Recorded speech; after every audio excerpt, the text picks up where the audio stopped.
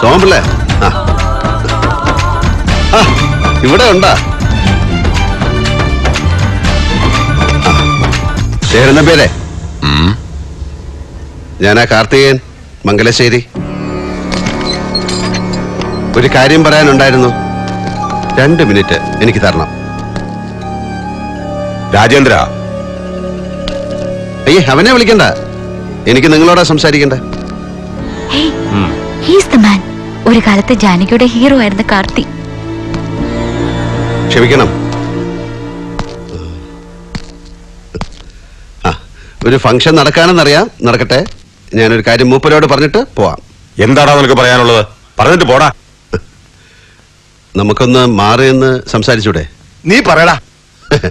മാമന് ചേർന്ന് അനന്തരവൻ ഇവരെ ഇരട്ട പറ്റതാ? അതെ, നിങ്ങളുടെ ബാങ്ക് അറ്റാച്ച് ചെയ്ത എന്റെ തറവാട് എനിക്ക് തിരിച്ചു വേണം. ബാങ്കിന് വേണ്ടത് പണമല്ലേ? അത് ലേലത്ത് വെക്കണം. നഷ്ടപ്പെട്ട ഉടമസ്ഥന് തിരിച്ചെടുക്കാൻ അതൊരു അവസരമല്ലേ? അതല്ലേ അതിന്റെ ഒരു ന്യായം? ആ കാര്യങ്ങളൊക്കെ അങ്ങ് ബാങ്ക് വന്ന് പറ. ഇതല്ലാനുള്ള സ്ഥലം. ഓ, ബാങ്കേ. റിസർവ് ബാങ്ക് ഗവർണറുടെ റെസിഡൻസി വന്നിട്ട് കുറച്ച് 1000 രൂപ കടം തരുമോന്ന് ചോദിക്കണ പോലല്ലേ?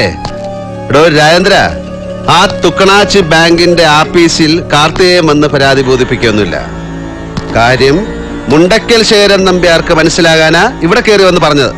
നമ്പ്യാരെ, ഈ കളി നമ്മൾ തമ്മിലാണ്. ന്യായം എന്റെ പക്ഷത്തും. അതുകൊണ്ട് തന്നെ ജയവും എനിക്ക് തന്നെ ആവണം.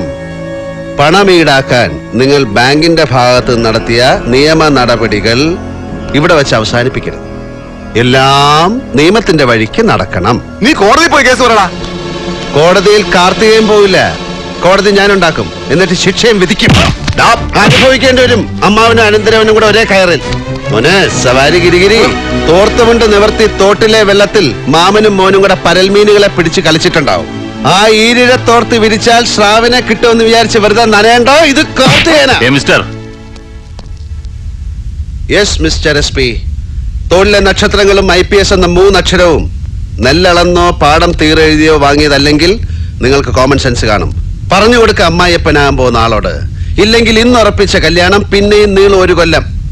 പെണ്ണിന്റെ അച്ഛന്റെ ആണ്ടുബലി കഴിഞ്ഞ് മംഗളകർമ്മങ്ങൾ നടത്താൻ പാടുള്ളൂ എന്നൊരു നാട്ടു നടപ്പുണ്ട്. മിസ്റ്റർ SP, എന്റെ പ്രശ്നം ജെനുവിനാണ്. ബാങ്ക് കൈവശമാക്കിയ എന്റെ തറവാട് ലേലത്തി വെക്കണം. എന്ത് വില കൊടുത്തും ഞാൻ തിരിച്ചു പിടിച്ചോളും. അത്രേ ഞാൻ ചോദിക്കുന്നുള്ളൂ.